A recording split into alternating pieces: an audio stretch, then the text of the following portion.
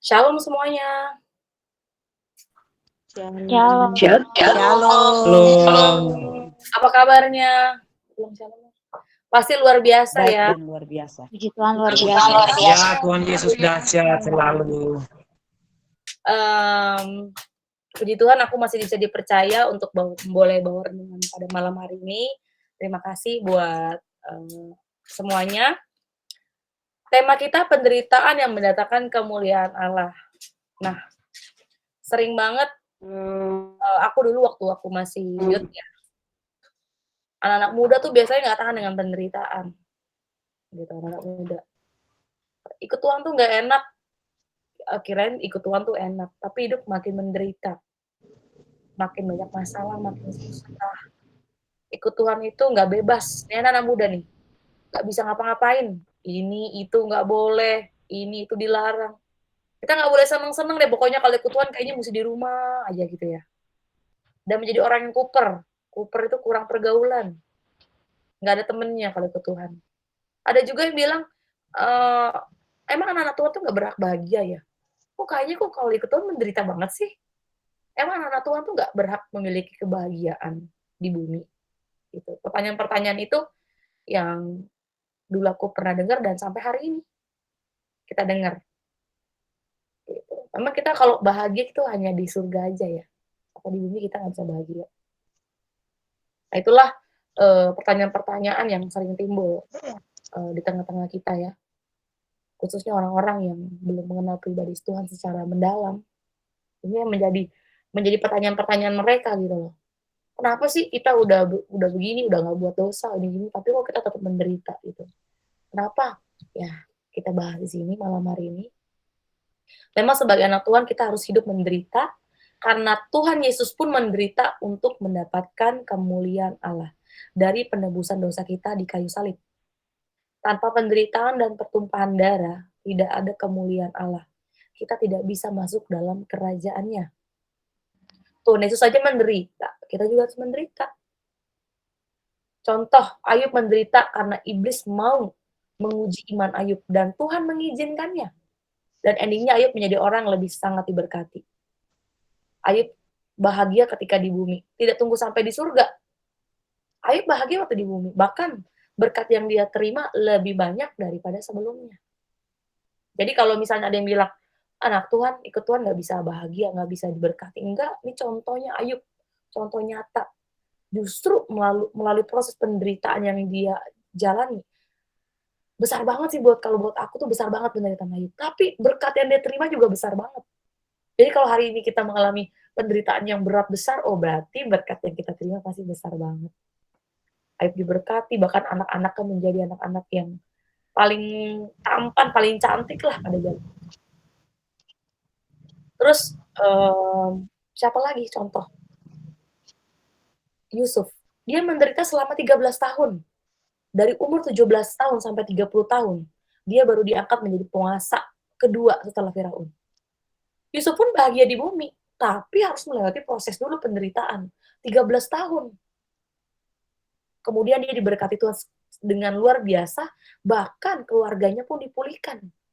Keluarganya, saudara-saudaranya dipulihkan. Orang tuanya dipulihkan. Tapi harus melalui proses 13 tahun. Dan begitu banyak cerita tokoh firman Tuhan yang happy ending. Mari kita bahas arti kata penderitaan.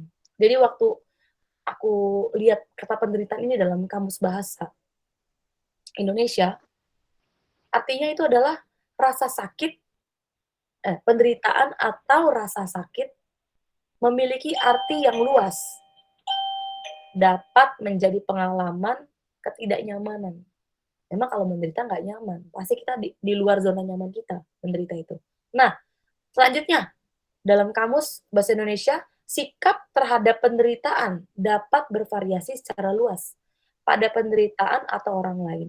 Menurut berapa banyak hal ini dianggap sebagai dapat dihindari atau tidak dapat dihindari, berguna atau tidak berguna, pantas atau tidak layak. Ini terjemahan kamus ya. Aku di situ ada perkataan yang menggelitik gitu loh, tentang sikap dalam penderitaan. Di dalam kamus dijelasin, sikap dalam penderitaan dapat dihindari atau tidak dihindari, berguna atau tidak berguna, pantas atau tidak layak. Ini yang membuat aku kayak, eee, menggelitik aku, berarti penderitaan ada yang bisa dihindari atau tidak dihindari ya? Ada yang berguna atau tidak berguna, ada yang pantas atau tidak layak. Nah, dibahas di sini. Jadi, arti dalam penderitaan kita memiliki respon di mana respon tersebut menentukan hasil akhir, kebinasaan atau kemuliaan Allah. Jadi kalau kita menderita, diharapkan respon yang kita berikan adalah respon yang menghasilkan kemuliaan Allah. Contohnya nomor satu, penderitaan yang tidak bisa dihindari. Seperti kasus Ayub, ini kasus Ayub nggak bisa dihindari. Dia bukan menderita karena dosanya, tetapi karena iblis ingin mencobai Ayub dan Tuhan mengizinkannya. Tuhan ingin Ayub mengalami Tuhan, bukan dengar dari orang betapa baik dan hebatnya Tuhan itu. Seperti, dalam firman Tuhan di Ayub 42 ayat 5 sampai 6, "Hanya dari kata orang saja aku mendengar tentang Engkau, tetapi sekarang mataku sendiri memandang Engkau. Oleh sebab itu, aku mencabut perkataanku dan dengan menyesal aku duduk dalam debu dan abu." Jadi bukan hanya, bukan tujuannya bukan karena iblis mencobai Ayub dan Tuhan mengizinkannya, tetapi di situ, eee, ada niat Tuhan juga supaya Ayub mengenal Tuhan secara pribadi. Nah, dari cobaan berat yang Ayub alami, dia mengenal Tuhan secara pribadi. Luar biasa Ayub mengenal Tuhan, siapa itu Tuhan. Dia mengalami Tuhan. Nah, contohnya mungkin kalau dalam ke dunia sehari-harian kita, cobaan, gangguan yang dilakukan oleh iblis adalah ya dari orang-orang sekitar kita. Mungkin anak-anak kita, teman-teman kita, digosipin, mereka menguji kesabaran kita, membuat masalah sama kita, membuat onar, membuat kita marah. Nah, itulah ujian-ujian kita yang dilakukan, oleh perbuatan si jahat, gitu. Nah, kita harus bisa, meresponnya dengan benar. Terus yang kedua, penderitaan yang tidak bisa dihindari. Ini nih, orang yang terlahir buta, yang dalam firman Tuhan itu di Yohanes 9 ayat 2 sampai 3, murid-muridnya bertanya kepadanya, "Rabi, siapakah yang berbuat dosa, orang ini sendiri atau orang tuanya, sehingga ia dilahirkan buta?" Bukan dia dan bukan orang tuanya, tetapi karena pekerjaan-pekerjaan Allah harus dinyatakan di dalam dia. Nah, ini orang menderita bukan karena dosanya, tetapi memang karena kemuliaan Allah mau dinyatakan di dalam kehidupan orang tersebut dan banyak orang-orang yang melihat dia disembuhkan. Kan banyak banyak orang jadi percaya sama Tuhan. Dan orang yang buta itu juga mengalami pemulihan, dia juga mengenal Tuhan. Jadi karena, penderitaan yang dialami dialami kita ini karena untuk kemuliaan nama Tuhan. Jadi nggak semata-mata melulu karena dosa.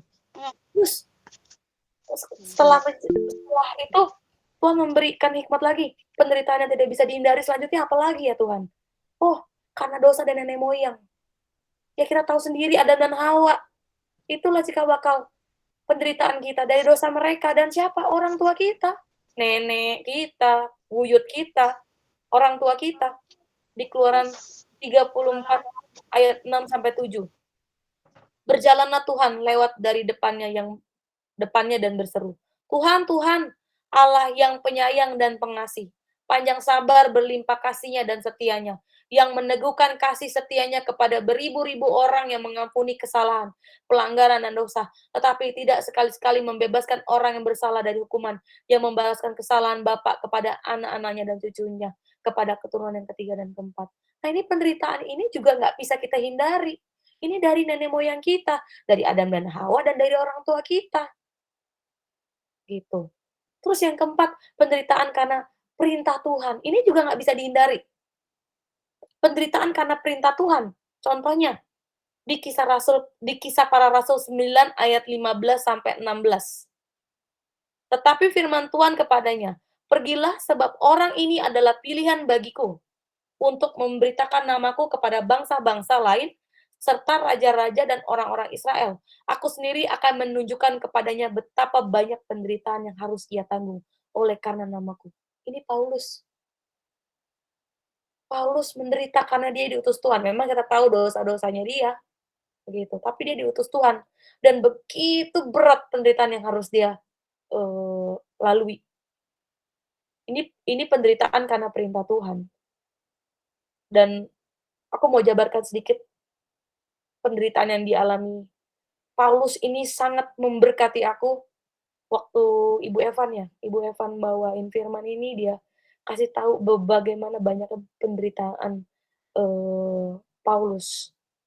Mari kita buka di 2 Korintus 11 ayat 23 sampai 28.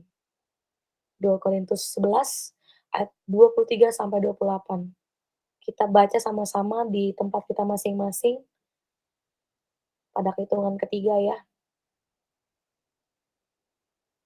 Apakah mereka pelayan Kristus?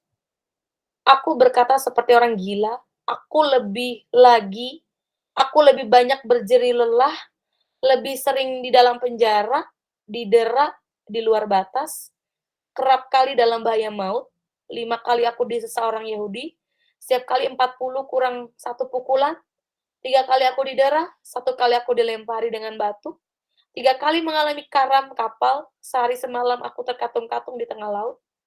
Dalam perjalananku aku sering diancam bahaya banjir dan bahaya penyamun, bahaya dari pihak orang-orang Yahudi dan dari pihak orang-orang bukan Yahudi, bahaya di kota, bahaya di padang gurun, bahaya di tengah laut, dan bahaya dari pihak saudara-saudara palsu. Aku banyak berjeri lelah dan bekerja berat. Kerap kali aku tidak tidur, aku lapar, dahaga. Kerap kali aku berpuasa, kedinginan, dan tanpa pakaian. Dan dengan tidak menyebut banyak hal lain lagi, urusanku sehari-hari yaitu memelihara semua jemaat-jemaat. Ini dilakukan Paulus untuk menuntaskan amanat agung, untuk menjadikan semua bangsa murid Tuhan. Wow, dahsyat banget. Jadi waktu aku baca ini, waktu aku dengar Bu Evan bilang penderitaannya Paulus, wow, hari ini penderitaan kita kayaknya nggak sebelum seberapa, seperti yang dialami Paulus. Tapi Paulus bilang dia bermegah karena kelemahannya. Kalau aku bilang dia bangga gitu karena penderitaannya di dalam Tuhan. Wah, luar biasa ya, ini penderitaan yang tidak bisa dihindari, itu karena perintah Tuhan. Dan penderitaan yang seharusnya bisa kita hindari, ternyata ada ya, itu karena dosa yang kita perbuat sendiri. Sebelum kita melakukan dosa, itu timbul dari pikiran kita. Jadi sebelum kita lakukan dosa itu pasti kita pikirin dulu, terus akhirnya kita lakukan, atau keluar dari mulut bibir kita, atau kita lakukan dengan ya pokoknya dimulai dari pikiran kita. Di Markus 7 ayat 20 sampai 23. Katanya lagi, apa yang keluar dari seseorang itulah yang menajiskannya. Sebab dari dalam hati orang timbul segala pikiran jahat, percabulan, pencurian, pembunuhan, perzinahan, keserakahan, kejahatan, kelicikan, hawa nafsu, iri hati, hujat, kesombongan, kebebalan. Semua hal-hal jahat ini timbul dalam dan menajiskan orang. Jadi sebenarnya ini adalah dosa dan yang menghasilkan penderitaan sebenarnya bisa dihindari. Tapi karena manusia hidup dalam daging, hidup di dalam bumi, nggak ada orang yang sempurna. Dan nggak ada orang yang satu pun tidak bisa berbuat dosa. Nggak ada sampai Daud aja yang berkenan sama Tuhan aja, dia berbuat dosa. Dia mengambil istri panglimanya Uria, dia menghitung bangsa Israel yang iblis kesel sama kemarin aku baca di kita lagi baca di Tawarik ya. Iblis kesel sama bangsa Israel. Akhirnya iblis menghasut Daud untuk menghitung bangsa Israel. Dan itu nggak baik di mata Tuhan. Makanya waktu itu dilakukan sama Daud, yang kena hukuman bangsa Israel. Gitu. Jadi seorang Daud aja bisa melakukan dosa. Gitu. Apalagi kita. Gitu kan. Makanya berarti sama juga nggak ada dosa, nggak ada penderitaan yang bisa dihindari. Sekalipun itu yang katanya dosa yang kita lakukan yang ada kemungkinan bisa dihindari, itu pun tidak bisa dihindari. Karena daging lemah. Roh memang penurut tetapi daging lemah. Jadi pasti kita Semua orang percaya pasti mengalami penderitaan. Baik yang kita di dalam Tuhan maupun kita yang tidak di dalam Tuhan. Kita sama-sama mengalami penderitaan. Jadi jangan bilang orang-orang yang, nggak di dalam Tuhan tidak mengalami penderitaan, dia juga mengalami penderitaan. Cuman nggak kelihatan aja, kita kan nggak tahu isi hatinya dia, gitu kan. Terus, apa yang dialami orang-orang yang di dalam Tuhan itu. Tetapi, kalau kita menderita di dalam Tuhan, kita pasti menerima kemuliaan Allah. Nah, orang-orang yang menderita tidak di dalam Tuhan, sudah pasti menerima kebinasaan. Jadi kita kalau misalnya nih, kita iri sama orang yang nggak hidup di dalam Tuhan, kok enak banget hidupnya, tetap kaya, tetap tetap bisa menikmati hidupnya, tetap sehat, tetap apalah semuanya yang kita sebutkan. Tapi kita kan nggak tahu ending-nya dia masuk mana, gitu. Kita iri sama orang yang, apa namanya, tidak di dalam Tuhan, gitu. Nah, padahal kita juga nggak tahu sebenarnya mereka juga mengalami penderitaan, tapi mereka mengalami penderitaan, tetapi tidak di dalam Tuhan sehingga menghasilkan kebinasaan bagi mereka. Nah, kalau kita menderita di dalam Tuhan yang menghasilkan kemuliaan, yaitu mahkota kehidupan. Dari setiap penderitaan yang kita alami, semua itu tergantung respon kita. Ada 2 pilihan respon seperti dalam kamus tadi ya, berguna atau pantas. Yang kedua, tidak berguna atau tidak pantas. Jadi respon kita tuh menentukan, eee, pergumulan kita, yang menentukan penderitaan kita itu mendatangkan kemuliaan Allah atau enggak. Jadi melalui respon kita. Kadang kita lebih sering merespon dengan salah ketika kita dalam penderitaan. Baru ada masalah sedikit kita marah, kita menjadi pendendam. Ini kalau kita menerima masalah ya. Apalagi masalah yang satu belum selesai, udah ada masalah yang lain. Kita menjadi pendendam, kepahitan, takut, khawatir, males, kesombongan, iri hati, menghakimi, menyalahkan Tuhan, menyalahkan orang lain, merasa diri benar dan Tuhan yang salah atau jahat, dan ini adalah respon yang tidak pantas dan tidak berguna. Ini berbagai macam respon yang tidak berguna, karena penderitaan yang menghasilkan kemuliaan Allah adalah respon yang harus pantas dan berguna. Jadi apa respon yang pantas dan berguna itu? Yang mendatangkan kemuliaan Tuhan di bumi, gitu. Jadi, eee, kemuliaan Tuhan itu tidak hanya waktu kita terima di surga, tetapi kita anak-anak Tuhan, kita harus juga menerima kemuliaan Tuhan itu juga di bumi, seperti yang dialami oleh Ayub dan Yusuf, itu salah satu contohnya. Bagaimana Tuhan memberkati mereka, bagaimana Tuhan memulihkan mereka, bagaimana Tuhan mengembalikan setiap hartanya Ayub, mengembalikan setiap keluarganya Ayub. Begitupun juga dengan Yusuf. Jadi anak-anak Tuhan yang menderita hari ini, kita juga bisa bahagia di bumi. Jadi nggak usah tunggu di surga. Anak-anak Tuhan yang menderita di bumi, kita bisa bahagia di bumi. Karena aku sering banget dengar kalau, anak-anak Tuhan itu, ya dengan kita mendengar, tema kita menderita mendatangkan kemuliaan Allah gitu, jadi kayak hidup kita tuh kayaknya penderitaan aja gitu anak-anak Tuhan. Padahal kalau kita lolos uji, kita lolos ngelewatin penderitaan kita, itu kemuliaan kita di bumi yang Tuhan berikan kita di bumi itu luar biasa. Ya walaupun kita pasti akan melalui penderitaan yang lainnya, tapi itu untuk meningkatkan level kita lagi, lebih tinggi lagi. Nah, berapa respon yang berguna bahkan sangat penting dan menghasilkan kemuliaan Allah dengan menanti-nantikan Tuhan. Jadi, menanti-nantikan Tuhan itu nomor satu yang paling utama waktu kita sedang dalam penderitaan. Di Yesaya 40 ayat 31. Saya minta siapapun boleh baca. Salah satu, Yesaya 40 ayat 31.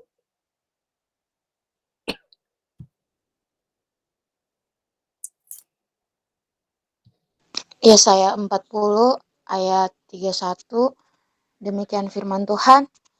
Tetapi orang-orang yang menanti-nantikan Tuhan mendapat kekuatan baru. Mereka seumpama Raja Wali yang naik terbang dengan kekuatan sayapnya.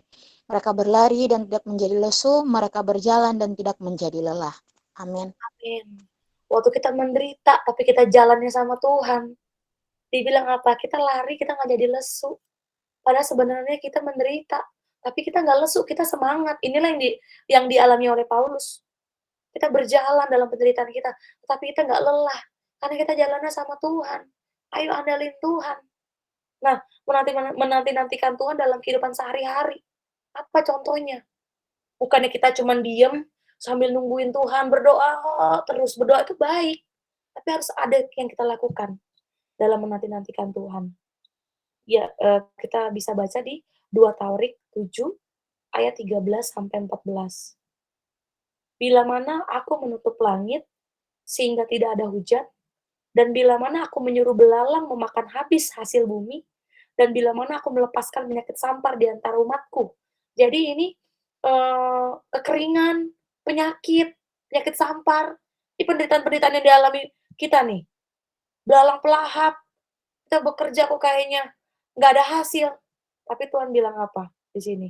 Dan umatku yang atas namaku disebut merendahkan diri, berdoa, dan mencari wajahku, lalu berbalik dari jalan-jalannya yang jahat. Maka aku akan mendengarkan dari surga dan mengampuni dosa mereka, serta memulihkan negeri mereka. Jadi menanti-nantikan Tuhannya itu mencari Tuhan, berdoa, dan berhenti berbuat dosa atau bertobat. Jadi menanti-nantikannya Tuhan tuh nggak hanya diem, nggak melakukan apa-apa, tapi mencari Tuhan, cari Tuhan lebih lagi. Caranya gimana? Ya ini sekarang ini, kita ikut komsel ini, kita ikut saat teduh mutiara kasih, itu bentuk kita mencari Tuhan. Bentuk supaya penderitaan kita itu bisa kita jalani dengan yang tadi, kita berlari nggak jadi lesu, berjalan tidak menjadi lemah. Ini adalah salah satu bentuk kita menanti-nantikan Tuhan, yaitu mencari Tuhan, bergereja, beribadah, ikut saat teduh mutiara kasih, mesbah doa, bersekutu. Dengan begitu banyaknya wadah yang sudah Tuhan berikan. Terus berdoa, jam-jam doa kita, diingatkan lagi, ayo jam-jam doa kita, saat teduh kita gimana. Karena itu adalah bagian dari kita menanti-nantikan Tuhan. Dengan kita berdoa. Berdoa, ya kita nggak usah kaku-kaku banget. Saat teduh harus ada setiap pagi. Gitu kan. Pagi, siang, dan malam kita berdoa. Waktu lagi di kantor, kita sering banget dengar kanal itu ya. Kesaksian di kantor. Dia ngobrol sama Tuhan. Ada masalah dia tanya sama Tuhan, dia ngobrol udah kayak temen sama temen. Itu juga cara kita. Berdoa nggak yang mesti kita kayak kaku gitu. Tuhan tuh nggak kaku. Tuhan tuh jadi sahabat kita. Kapan aja kita bisa berdoa, di mana aja. Dalam mobil, lagi dalam perjalanan, di motor. Berdoa, memuji, dan menyembah Tuhan. Itu adalah bentuk kita menantikan Tuhan. Dan berhenti berbuat dosa. Gitu. Kita harus berhenti berbuat dosa. Jadi, salah satu cara kita menantikan Tuhan. Dan yang kedua, kita buka di Ulangan 28 ayat 15. Ulangan 28 ayat 15. Tetapi jika engkau tidak mendengarkan suara Tuhan, Allahmu, dan tidak melakukan dengan setia segala perintah dan ketetapannya yang kusampaikan kepadamu hari ini, maka segala kutuk ini akan datang kepadamu dan mencapai engkau. Apakah perintah Tuhan bagi kita hari ini? Nah, salah satu kita menantikan Tuhan adalah mendengar perintah Tuhan dan melakukannya dengan setia. Jadi, menantikan Tuhan itu nggak diam. Perintah Tuhan hari ini apa? Lakukan dengan setia. Apa perintah Tuhan yang utama dan terutama? Kita baca di Matius 22 ayat 37 sampai 39.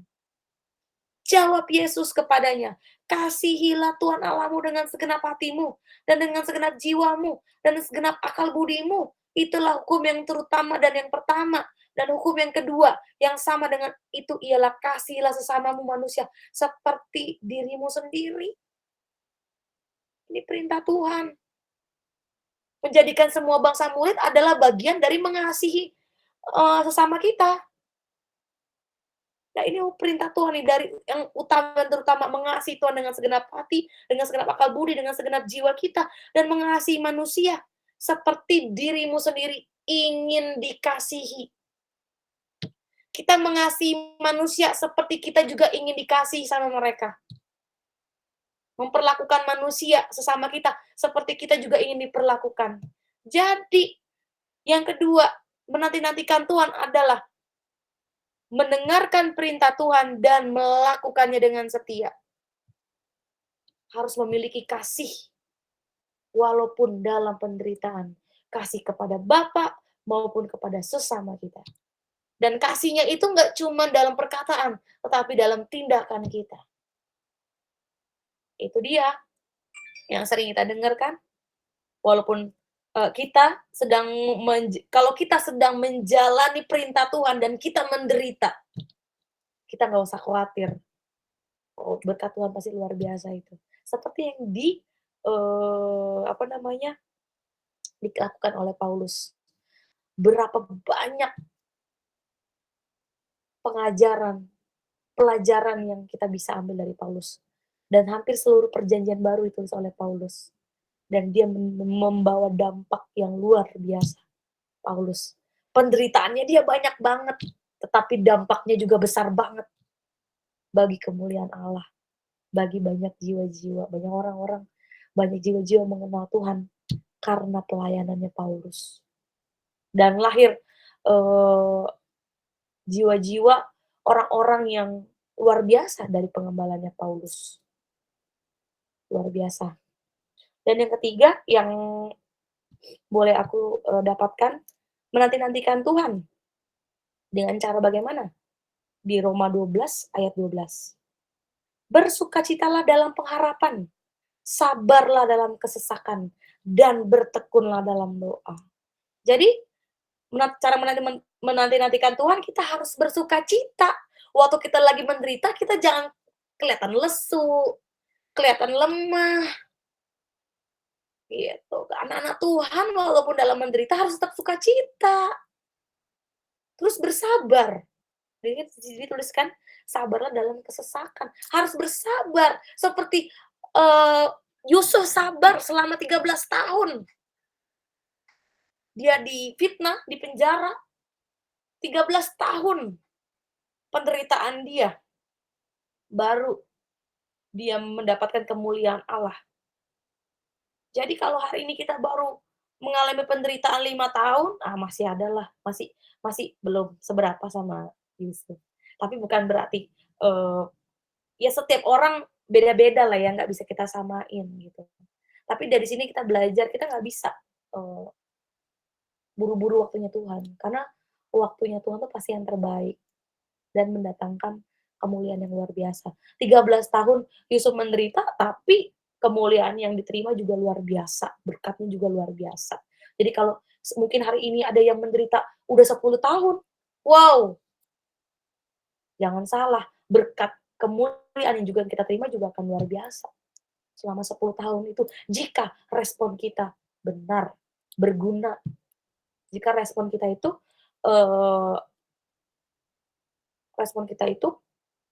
pantas kita lakukan. Seperti tadi yang sudah kita bahas. Nah, dan bertekunlah dalam doa. Kita dibahas lagi dalam doa. Dikatakan harus bertekun dalam doa. Artinya tidak jemu-jemu, terus setia, jangan setengah-setengah, jangan tarsok-tarsok, ntar besok berdoa, ntar besok enggak, gitu. Terus sampai berapa lama? Sampai Tuhan datang. Penderitaan kita nggak akan pernah berakhir. Jadi kalau mau dibilang manusia tuh nggak akan ada yang nggak menderita. Kita semua menderita, baik yang di dalam Tuhan maupun tidak di dalam Tuhan. Bedanya, yang di dalam Tuhan mendapatkan kemuliaan Allah, mendapatkan mahkota kehidupan, yang tidak di dalam Tuhan menderita, tetapi menuju kepada kebinasaan. Gitu. Jadi jika kita hari ini masih dalam penderitaan yang sama dan terus berulang-ulang dan tidak keluar-keluar, tidak selesai-selesai dengan penderitaan yang jadi kita nggak bisa buru-buruin Tuhan. Jadi kita mesti bersabar, tetapi kita juga mesti koreksi. Apakah ini karena respon kita yang salah atau enggak? Bisa jadi karena respon kita yang salah, kita menderita di titik yang ini terus. Karena respon kita salah, karena kita nggak taat, karena kita nggak lakuin perintah Tuhan, karena kita nggak menanti-nantikan Tuhan dengan benar. Makanya responnya lama. Tapi kalau kita sudah melakukannya dengan benar, nah kita tinggal menunggu aja waktunya Tuhan, dinyatakan kemuliaannya. Itu aja firman Tuhan yang bisa aku sharing-kan malam hari ini. Terima kasih, buat kita semua yang sudah boleh mendengarkannya. Tuhan Yesus memberkati.